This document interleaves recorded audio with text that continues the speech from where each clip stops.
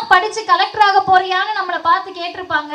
இன்னைக்கு நம்மவர்கள் சொல்லுகிறார்கள், ஆமா படிச்சு கலெக்டர் தான் ஆக போறேன், நான் தமிழ்நாட்டில் இருக்கேன். இன்றைக்கு அன்னை மணியம்மையாருடைய நினைவு நாளை முன்னிட்டும் மார்ச் 10 அன்னை மணியம்மையாருடைய பிறந்த நாள் என்று இந்த மாதம் திராவிடர் கழகத்தை பொறுத்தவரை புரட்சிக்கென்று பெண்களுக்கு ஒரு வடிவம் இருக்கும் என்று சொன்னால், தன் மீது சுமத்தப்பட்ட அனைத்து பழிகளையும் தாண்டி தன் வாழ்நாள் முழுவதும் ஒரு நாத்திக இயக்கத்தின் முதல் பெண் தலைவராக உலக வரலாற்றில் வாழ்ந்து மறைந்தவர் அன்னை மணியம்மையார். அவருடைய நினைவு நாள் இன்று நாங்கள் அனுசரிக்கக்கூடிய அதே நேரத்தில் தான் நேற்றைக்கு தமிழ்நாடு சட்டமன்ற தேர்தலுக்கான தேதி அறிவிக்கப்பட்டிருக்கிறது.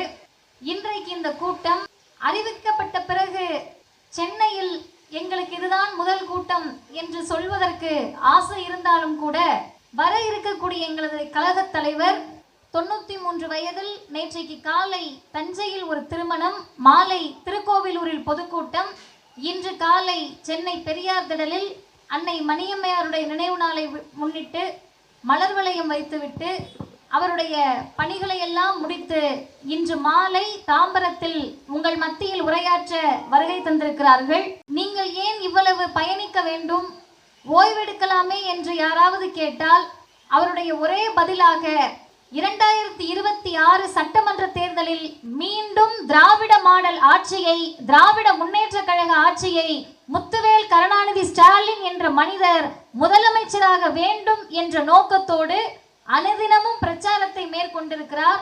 இதனால் திராவிடர் கழகத்திற்கு தனிப்பட்ட லாபம் ஏதாவது இருக்கிறதா, நீங்க எந்த தொகுதியில நிக்க போறீங்க என்று யாராவது நினைக்கலாம்.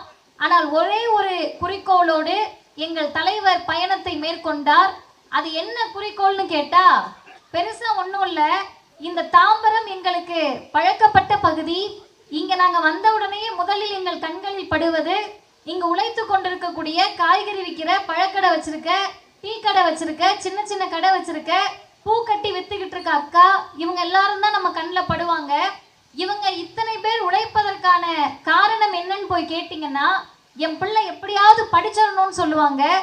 ஏன்னு கேட்டா, தமிழ்நாட்டில் ஆண்டாண்டு காலமாக ஆரியத்தால் நம் பிள்ளைகளுக்கு கிடைக்காமல் இருந்த கல்வியை இந்த திராவிடர் இயக்கம், தலைவர் தந்தை பெரியார், குறிப்பாக திராவிட முன்னேற்ற கழக ஆட்சி என்று இன்றைக்கு இந்தியாவில் கல்வியில் முதன்மை மாநிலம் எது என்று கேட்டால் திராவிட மாண்ட தமிழ்நாடு என்ற இடத்தை அடைந்திருக்கிறோம். இதை காவு வாங்குவதற்கு யார் வந்தாலும், எந்த பெயரில் வந்தாலும், அது ஒன்றிய அரசை ஆளக்கூடியவர்களாக இருந்தாலும், எந்த பெயரோடு வந்தாலும் தமிழ்நாட்டில் இடமில்லை என்று சொல்லுவதற்காக தந்தை பெரியாரின் கொள்கை வாரிசு எங்கள் தலைவர் இந்த பிரச்சார பயணத்தை மேற்கொண்டிருக்கிறார்.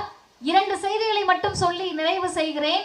முதல் செய்தி, 2026 வாக்காளர் கடமை என்பதற்கும் அன்னை மணியம்மையாருடைய நினைவு நாளுக்கும் என்ன சம்பந்தம் என்று கேட்டால், ஐயாவுடைய மறைவுக்கு பிறகு அன்னை மணியம்மையார் தலைவராக பொறுப்பேற்கிறார்.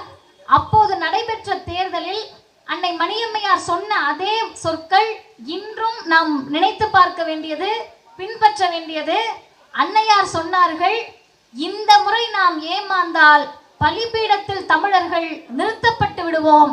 எனவே திராவிட முன்னேற்ற கழக ஆட்சியை நாம் மீண்டும் அரியணையில் ஏற்றுவது என்பது நம் உயிர் கடமையாக இருக்கும் என்ற சொல்லை அன்னை மணியம்மையார் பயன்படுத்தினார். இன்று நம் தமிழர்கள் ஒவ்வொருவருக்கும் அது உயிர் கடமையாக இருக்கிறது. ஏன் உயிர் கடமைன்னு கேட்டா, கடந்த வாரம் யூபிஎஸ்சி தேர்வினுடைய முடிவுகள் வந்தது.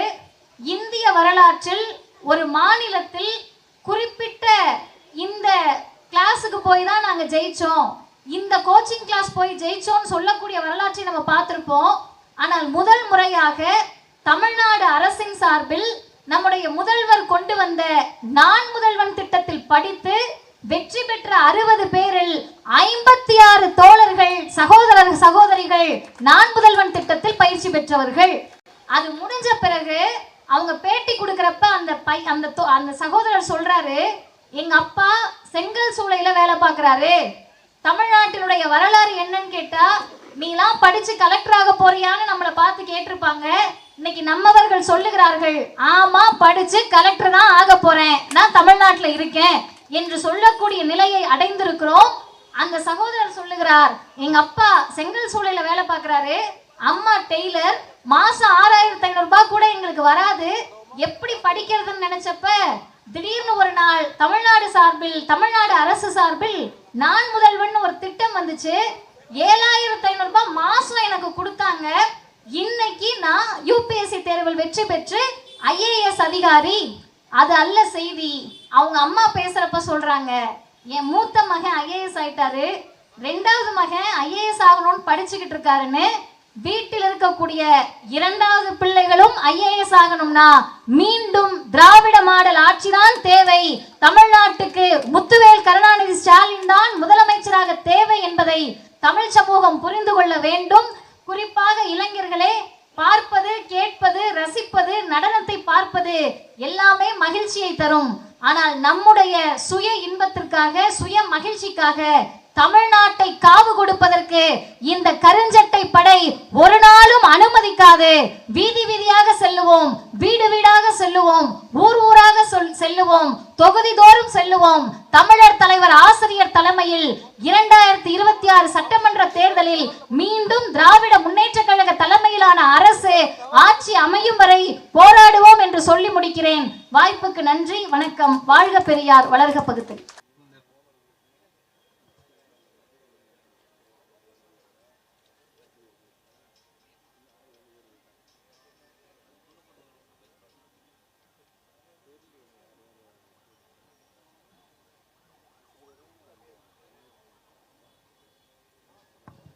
வேறு யாராவது பெற்றுக்கொள்ள வேண்டும் என்றால் உடனடியாக வந்து மேடையில் தலைவரிடம் பெற்றுக்கொள்ளலாம்.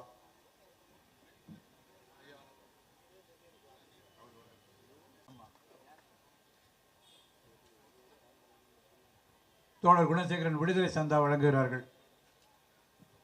மேடையில் தற்போது வந்திருக்கிற தோழர்கள் தவிர மற்றவர்கள் தமிழக தலைவர் ஐயா ஆசிரியர்களுடைய உரைக்கு பிறகு புத்தகங்களை பெற்றுக்கொள்ளலாம்.